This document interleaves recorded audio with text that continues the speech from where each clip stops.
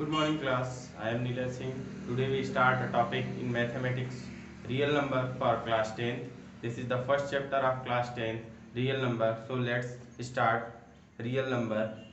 Before starting the chapter, I wanted to tell something about the basics of this chapter. Understand? The basics of this chapter you must know about the basic definition. So for the basic definition, go and watch the previous videos for class 6, 7, 8 and 9 which I uploaded our school website, New Global Wisdom International School. So please go and watch and make sure that the definition is very clear and useful for you. मतलब ये होना चाहिए आपको कि जो definition मैंने आपको दी है वो अच्छे से आपको क्या होनी चाहिए, याद होनी चाहिए। रियल नंबर आप तभी लगा पाएंगे जब आपको डेफिनेशन अच्छे से प्रिपेयर होगी। तो डेफिनेशन प्रिपेयर करिए और उसको अच्छे से तैयार करिए। उसका मतलब तैयार करने का ये मतलब है कि उसको सिर्फ रटिए नहीं, उसको अच्छे से समझिए। जब तक आप समझ नहीं पाएंगे आप रियल नंबर सॉल्व नहीं कर पाएंगे। तो रियल नंबर हम स्टार्ट करते हैं। रियल नंबर स्टार्ट करने से पहले बेसिक फैक्ट्स जो हैं, जैसे नेचुरल नंबर और whole number, composite number, prime number, coprime number, twin prime number, ये सब आपको क्लियर होना चाहिए। ये क्लियर होगा तभी आप रियल नंबर पर जाएंगे। और रियल नंबर चैप्टर काफ़ी इंपॉर्टेंट और इजी है, जो कि बच्चों को पहले तो स्टार्टिंग में टफ लगता है लेकिन है बहुत ही इजी। एक ही प्रोसीजर पे चलना है हमको, एक ही प्रोसीजर हमको फॉलो करना है, तो उसी पे हमको वर्क करना है और आसानी से आप उसको सीख सकते हैं। आज हमारे पास है क्लास 10th की बुक, फर्स्ट चैप्टर है रियल नंबर। उसको स्टार्ट करते हैं। इसमें आपको दो चीज़ें मिलेंगी, एक मिलेगा यूक्लिड्स डिवीजन लेमा और एक मिलेगा यूक्लिड्स डिवीजन एल्गोरिदम। अब दोनों को देखेंगे, दोनों में डिफरेंस क्या है, दोनों है क्या, उसके बारे में हम लोग देखते हैं। सबसे पहले हम लोग डिस्कस करेंगे lemma.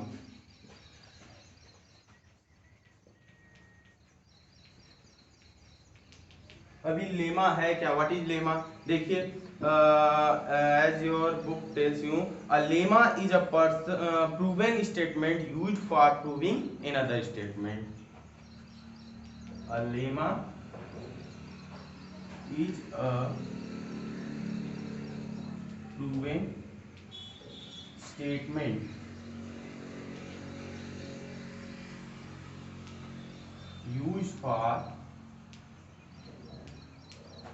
used for proving another statement.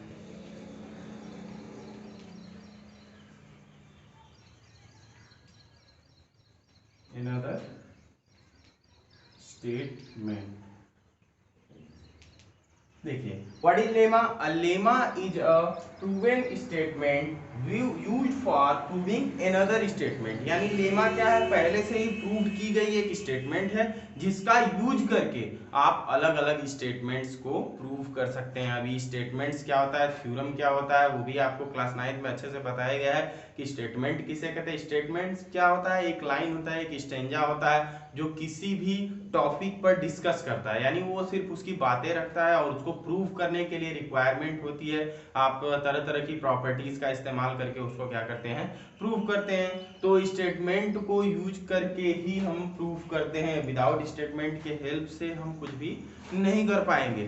तो लेमा वही बता रहा है कि lemma is a proven statement. Lemma क्या है, एक प्रूवन स्टेटमेंट है जो कि किसके लिए यूज किया जाता है, किसी भी अदर स्टेटमेंट को प्रूव करने के लिए यूज किया जाता है। अब देखिए आते हैं हम लोग, लेमा हमने पढ़ लिया। अब यूक्लिड्स ने एक डिवीजन लेमा दिया था, यूक्लिड्स डिवीजन लेमा जिसको बोला जाता है। अब वो क्या है उसके बारे में हम लोग देखेंगे।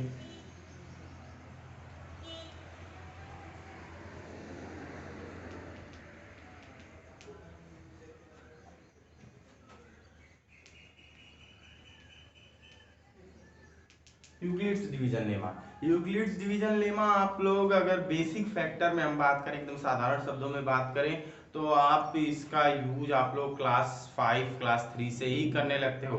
कभी आप डिवाइड किए होंगे, तो डिवाइड करने के बाद टीचर ने आपको बताया होगा कि इसको चेक करो। चेक कैसे करेंगे हम लोग, उसका एक फॉर्मूला होता है, dividend is equal to divisor multiply by quotient plus remainder. यानी जो डिवाइडेंड होता है उसको फाइंड करने के हम लोग डिवाइजर और क्वोटिएंट का मल्टीप्लाई करके रिमाइंडर में जब हम ऐड कर देते हैं तो हमको क्या मिल जाता है, डिवाइडेंड मिल जाता है। तो वही प्रोसीजर क्या कहलाता है, यहाँ पे क्लास 10th में आया आप लोग, तो इसको क्या बोलते हैं हम लोग, यूक्लिड्स डिवीजन लेमा है। अब देखिए सपोज करिए for any two positive integer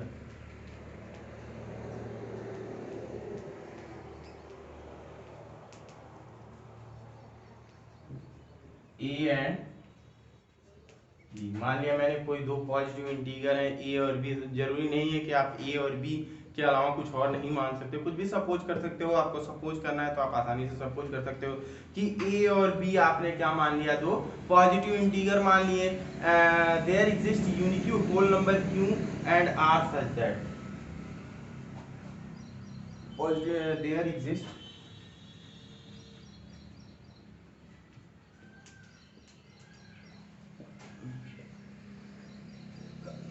unique whole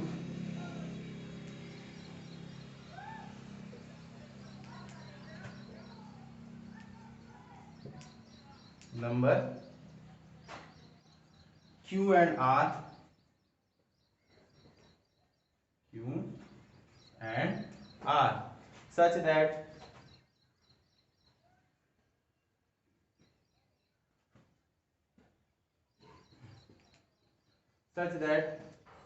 A is equal to BQ plus R, A is equal to BQ plus R। यही क्या है, एक फॉर्मेट है आपके यूक्लिड्स डिवीजन लेमा का। अगर हम फार्मूले के तौर पर बात करें तो A यूज हुआ है यहाँ पर as a divided,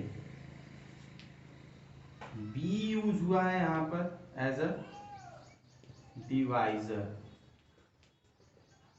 Q use हुआ है यहाँ पर एज अ क्वाटिएंट,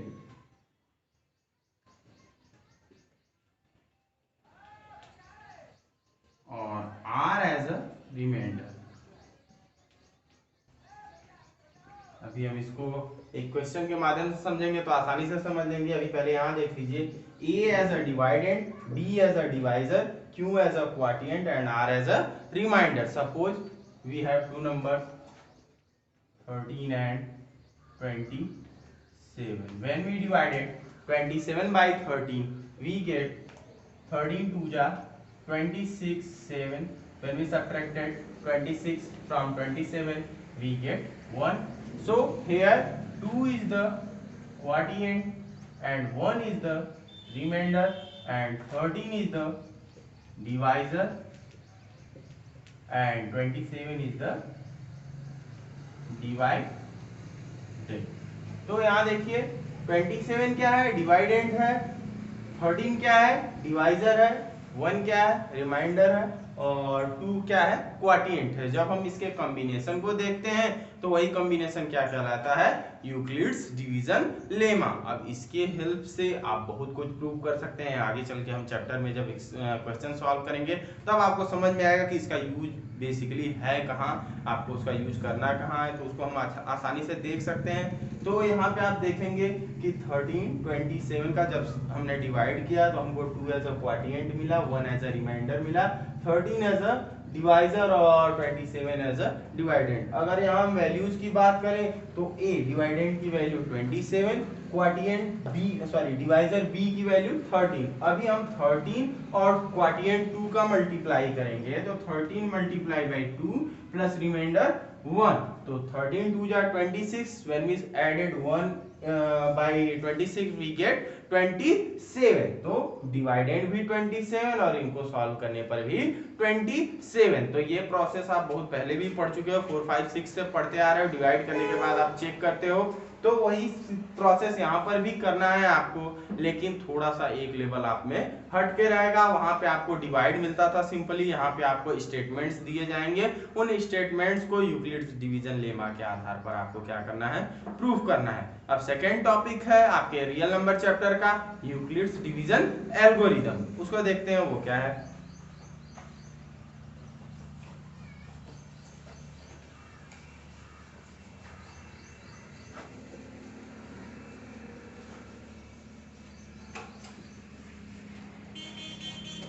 जैसे हमारे पास पहले यूक्लिड्स डिवीजन लेमा था, तो पहले हमने लेमा के बारे में जाना कि लेमा था क्या, एक्चुअली में क्या था। एक स्टेटमेंट था, प्रूवन स्टेटमेंट था, जिसका यूज हम लोग किसी अदर स्टेटमेंट को प्रूव करने के लिए करते थे। वैसे ही एल्गोरिदम क्या होता है, N algorithm is a series of well defined steps which gives a method for solving a certain type of problem. यानी एल्गोरिदम क्या होता है, एक सीरीज होती है जिसमें ढेर सारे क्या होते हैं, स्टेप्स होते हैं। उन स्टेप्स की मदद से हम किसी न किसी प्रॉब्लम को क्या करते हैं, आसानी से सॉल्व कर पाते हैं। देखिए पहले डेफिनेशन देखते हैं एल्गोरिदम की।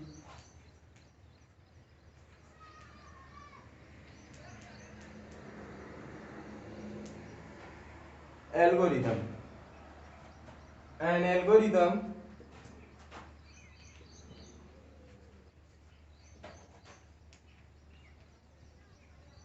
is a well defined series which is used for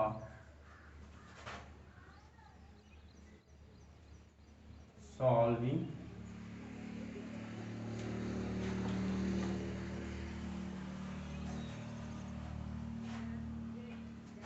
series which is used for solving certain types of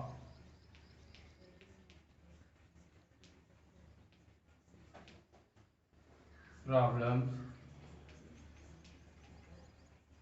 which is used for solving certain types of problems with the help of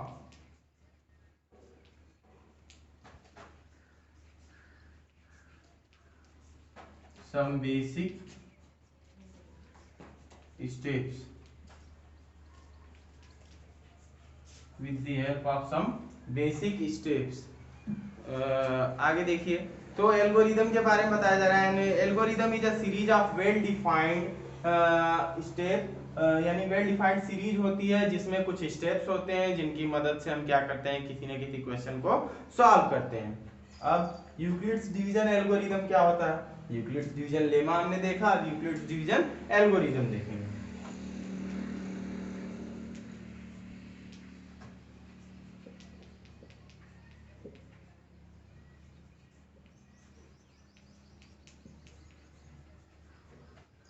Euclid's division algorithm देख लीजिए। देखिए basically अगर बात की जाए class 10th mathematics में, तो Euclid's division algorithm की मदद से हम क्या कर सकते हैं, एचसीएफ कैलकुलेट करते हैं।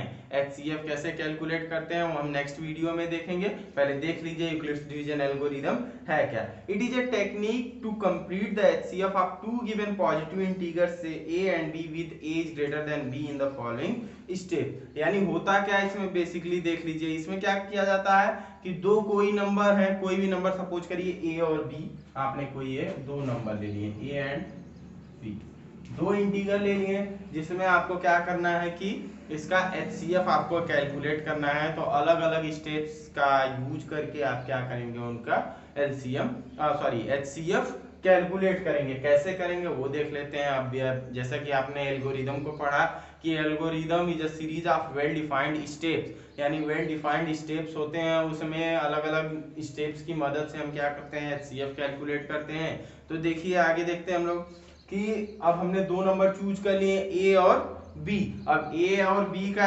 हमको एचसीएफ, नॉर्मली हमको एचसीएफ निकालना होता है, तो या तो डिवीजन मेथड से या फिर फैक्टराइजेशन मेथड से हम लोग क्या करते हैं, आसानी से निकाल देते हैं एचसीएफ। तो इसमें भी हमको लॉन्ग डिवीजन मेथड यूज तो करना है, लेकिन bye using Euclid's division algorithm की मदद से क्या करना है, हमको एचसीएफ को कैलकुलेट करना है। अब देखिए ए और बी हमने ले लिया, अगर नॉर्मली जैसे कोई नंबर हो 15 और 25, अभी इसका क्या करना है, हमको एचसीएफ निकालना है। तो सबसे पहले हमारे दिमाग में क्या आता है कि इन दोनों में से बड़ा कौन है, तो बड़ा कौन है, 25 is greater then 15, which number is greater than in both of them, so we found 25 is greater than 15, यानी 25 क्या है, 15 से बड़ा है। वैसे ए और बी आपने दो चूज किया है, तो ये पॉसिबिलिटीज उसकी होनी ही चाहिए कि इसमें से एक बड़ा हो और एक क्या हो, छोटा हो। Suppose a is greater than b, a क्या है, बी से बड़ा है। जैसे आपने एज ए एग्जांपल एक लिया 25 और 15,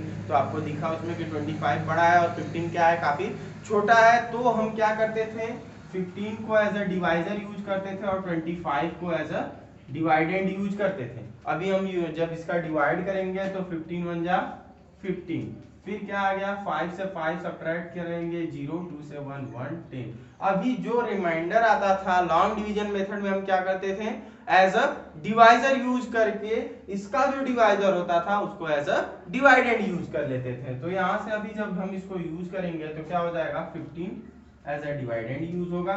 फिर उसके बाद 10 1 जा 10, फिर when we subtracted 10 from 15 we got 5, and after that we always use 5 as a divisor and the second divisor is used as a dividend, यानी जो ये डिवाइजर है वो क्या होगा, यहाँ पे अगले स्टेप में डिवाइडेंड के रूप में यूज होगा। अब 5 2 जा 10, अभी यहाँ हमको रिमाइंडर क्या मिला, 0।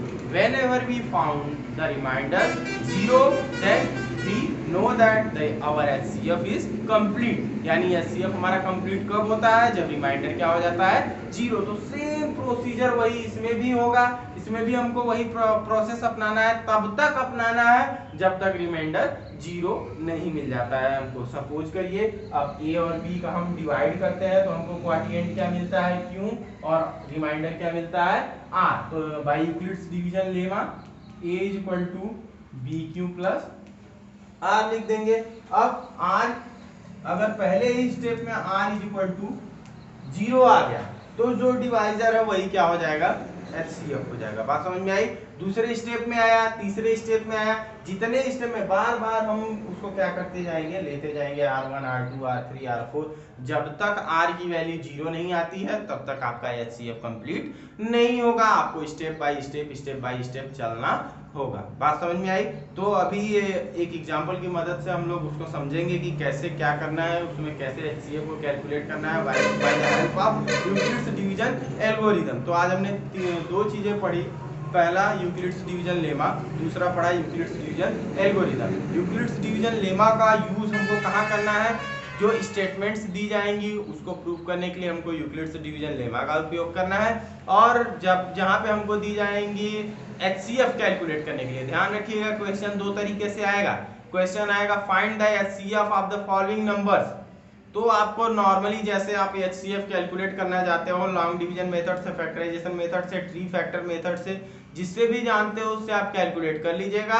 अगर बाय द वे क्वेश्चन ये पूछ रहा है आपसे कि find the HCF of the following number by using Euclid's division algorithm, then आपको ये प्रोसीजर अपनाना पड़ेगा। उसमें आप नॉर्मली नहीं निकाल सकते हो वरना नंबर आपके कट जाएंगे। बात समझ में आई। तो आपको आई होप दोनों टॉपिक अच्छे से समझ में आए होंगे। अब कल हम नेक्स्ट वीडियो में आपसे मिलते हैं with the help of example के साथ हम लोग पढ़ेंगे। अभी आपको दो चीजें क्लियर हो गई होंगी कि यूक्लिड्स डिवीजन लेमा क्या है, यूक्लिड्स डिवीजन एल्गोरिथम क्या है। कभी कभी क्वेश्चन आ जाता है what is Euclid's division lemma, what is Euclid's division algorithm, या फिर एज ए डेफिनेशन यूज कर देगा what is lemma, what is algorithm. तो आज चारों टॉपिक आपके क्लियर हुए हैं। अब कल हम एक एग्जाम्पल के साथ आएंगे और उसको अच्छे से समझने का प्रयास करेंगे। और ये टाइम आपके पास बहुत ही प्रीसियस टाइम है, आप लोग इसको वेस्ट मत करिए। इसको जितना ज़्यादा आप यूजफुल बनाएंगे उतना आपके लिए बेहतर है, क्योंकि आपके पास समय पर्याप्त है।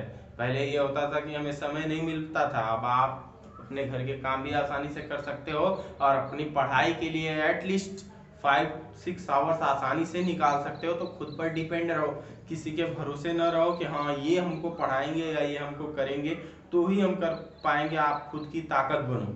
जितना आप खुद से सीख सकते हो उतना आपको कोई और नहीं सिखा सकता है। हम लोग सिर्फ एक माध्यम होते हैं आपको बताने के लिए कि हाँ आपको ये आना चाहिए, ये आना चाहिए। जितना आप खुद से सीखोगे उतना कोई और आपको सिखा नहीं सकता। तो जितना बताया जा रहा है उसको अच्छे से कॉपी आउट करिए। ये एक माध्यम है आपको सिखाने का। अगर आप खुद से सीखने की लगन रखते हैं तो आपको सब कुछ आ सकता है। कोई भी टॉपिक टफ नहीं होता है। जितना आप उसको अंडरस्टैंड अच्छे से कर सकते हो उतना अच्छे से करो और उतने अच्छे से सॉल्व करो। पूरा समय दीजिए, मेन जो सब्जेक्ट्स हैं आपके पीसीएम, फिजिक्स, केमिस्ट्री, मैथ और बायोलॉजी, ये 3 सब्जेक्ट्स जो हैं सभी को टफ लगते हैं, लेकिन होते सबसे इजी है, क्योंकि ये टेक्निक पे चलते हैं। मैथमेटिक्स की बात करें तो फार्मूले पे चलते हैं, स्टेप्स पे चलते हैं, और बाकी सारे डेफिनेशन पे, केमिस्ट्री जो हो गया, एलिमेंट्स पे, फिजिक्स भी हो गया, थोड़ा मैथमेटिक्स, बाकी आपको डेरिवेशन मिलेगा, बाकी उसमें भी डेफिनेशंस मिलेंगी, फार्मूले मिलेंगे। तो जितनी ताकत आप हर एक सब्जेक्ट में लगाओगे खुद से, उतना अच्छा आपको उसका परिणाम मिलेगा। बाकी आप खुद समझदार हो, आप घर पे रहो, ज़्यादा से ज़्यादा समय अपनी पढ़ाई को दीजिए। Thank you, have a nice day. कल मिलते हैं नेक्स्ट टॉपिक के साथ।